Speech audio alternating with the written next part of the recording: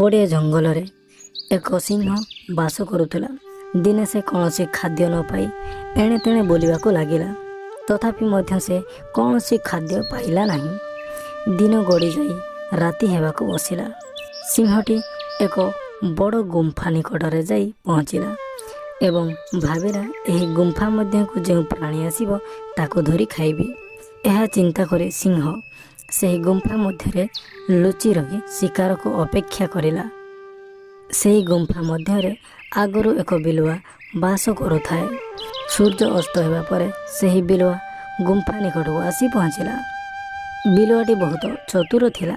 ସେ ଦେଖିଲା ଏକ ସିଂହର ପଦଚିହ୍ନ ଗୁମ୍ଫା ଭିତରେ ପଡ଼ିଛି, କିନ୍ତୁ ସିଂହର ଫେରିବାର ପଦଚିହ୍ନ ପଡ଼ିନାହିଁ। ତେଣୁ ସିଂହଟି ନିଶ୍ଚିତ ଭାବରେ ଗୁମ୍ଫା ମଧ୍ୟରେ ଅଛି। ବିଲୁଆ ଏହା ଚିନ୍ତା କରି ଗୁମ୍ଫା ମଧ୍ୟକୁ ଆଉ ପ୍ରବେଶ କଲା ନାହିଁ। ତଥାପି ମଧ୍ୟ ବିଲୁଆଟି ସନ୍ଦେହରେ ପଡ଼ିଥାଏ। କିପରି ସେ ସଠିକ୍ ଭାବେ ଜାଣିବ ଯେ ସିଂହ ଗୁମ୍ଫା ମଧ୍ୟରେ ଅଛି କି ନାହିଁ। ହଠାତ୍ ବିଲୁଆ ମନକୁ ଏକ ଉପାୟ ଆସିଲା। ସେ ଗୁମ୍ଫାର ପ୍ରବେଶ ଦ୍ୱାର ନିକଟରେ ଯାଇ ଠିଆ ହେଲା ଏବଂ ଉଚ୍ଚ ସ୍ୱରରେ ଡାକିଲା, ହେ ଗୁମ୍ଫା, ହେ ଗୁମ୍ଫା। ଏହାପରେ କିଛି ସମୟ ପାଇଁ ନୀରବ ହୋଇଗଲା। ଏହାପରେ ପୁଣି ଚିତ୍କାର କରି କହିବାକୁ ଲାଗିଲା, ହେ ଗୁମ୍ଫା, ହେ ଗୁମ୍ଫା, ମୋର ତୁମ ସହିତ କଥାବାର୍ତ୍ତା ହୋଇଥିଲା। ମୁଁ ଜଙ୍ଗଲରୁ ଫେରିବା ମାତ୍ରକେ ତୁମକୁ ସମ୍ବୋଧନ କରିବି। ତୁମେ ଆସି ମୋତେ ଏଠାରୁ ପାଛୋଟି ନେବ, କିନ୍ତୁ ତୁମେ ମୋତେ ଆଜି ଡାକୁନାହଁ। ତେଣୁ ମୁଁ ଚିନ୍ତା କରୁଛି ଅନ୍ୟ ଏକ ଗୁମ୍ଫାକୁ ଚାଲିଯିବି।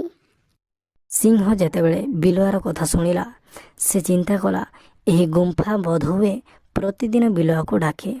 ଆଜି ମୁଁ ଏଠାରେ ଥିବାରୁ ସେ ବୋଧହୁଏ ମୋତେ ଡରିଯାଇ ଆଉ ଡାକୁନାହିଁ। ଗୁମ୍ଫା ଯେପରି ଡାକେ, ମୁଁ ଯଦି ସେପରି ଡାକିବି ତାହେଲେ ବିଲୁଆଟି ଏଠାକୁ ଆସିବ। ଆସିବା ପରେ ମୁଁ ତାକୁ ମାରି ଖାଇବି।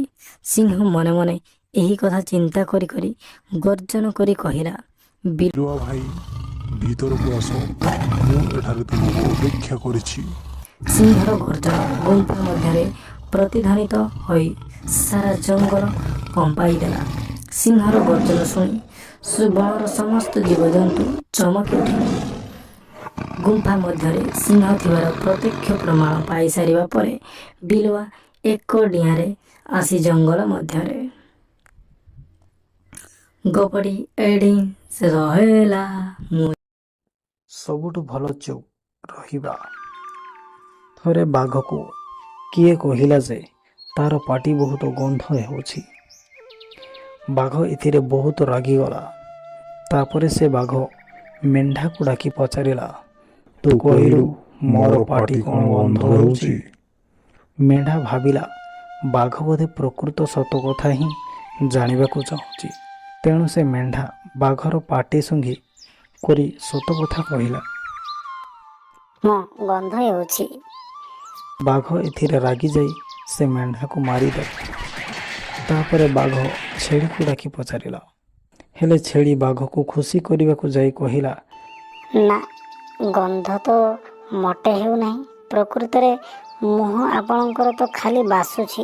କିନ୍ତୁ ବାଘ ଠିକ୍ ଜାଣିପାରିଲା ଯେ ଛେଳି ତାକୁ ଖୁସି କରିବାକୁ କହୁଛି। ତେଣୁ ସେ ବାଘ ଛେଳିକୁ ମଧ୍ୟ ମାରିଦେଲା। ତାପରେ ସେ ବାଘ ବିଲୁଆକୁ ଡାକି ପଚାରିଲା। ବିଲୁଆ ଦେଖିଲା ମେଣ୍ଢା ଓ ଛେଳି ତ ମରି ପଡ଼ିଛନ୍ତି। ସେ ଏଥିରେ ବିପଦ ଅଛି ବୋଲି ଜାଣିପାରି କହିଲା, ମୋତେ ତ ବହୁତ ଥଣ୍ଡା ଧରିଛି, ତେଣୁ ମୋର ନାକ ବନ୍ଦ। ଫଳରେ ମୁଁ କିଛି ବି ଜାଣିପାରୁନାହିଁ ଆପଣଙ୍କ ମୁହଁ ଗନ୍ଧ ହେଉଛି କି ନାହିଁ।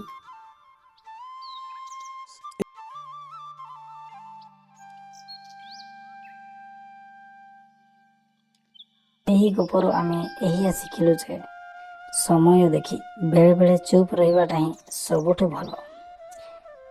ଗପଟି ଯଦି ଭଲ ଲାଗିଥାଏ ଚ୍ୟାନେଲଟିକୁ ସବସ୍କ୍ରାଇବ୍ କରନ୍ତୁ। ଗପଟି କେମିତି ଲାଗିଲା ତଳେ କମେଣ୍ଟ ମାଧ୍ୟମରେ ଜଣାନ୍ତୁ ଏବଂ ଗପଟି ଭଲ ଲାଗିଥିଲେ ଚ୍ୟାନେଲଟିକୁ ସବସ୍କ୍ରାଇବ୍ ଏବଂ ଲାଇକ୍, ସେୟାର, କମେଣ୍ଟ କରିବା ପାଇଁ ଭୁଲିବେ ନାହିଁ।